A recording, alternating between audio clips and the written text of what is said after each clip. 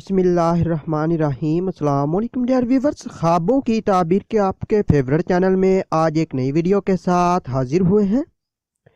آج ہم آپ کو خواب میں چاکلیٹ کھانے، دیکھنے یا کسی کو گفٹ کرنے کی تعبیر بتائیں گے۔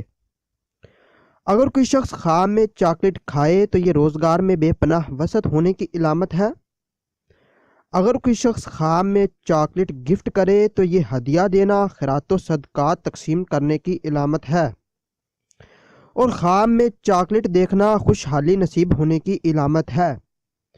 اگر آپ نے کوئی خواب دیکھا ہے اور آپ اس کی تعبیر جاننا چاہتے ہیں تو آپ اس ویڈیو کے نیچے کمنٹ کر سکتے ہیں یا پھر ہمارے فیس بک پیج پر میسج کر سکتے ہیں۔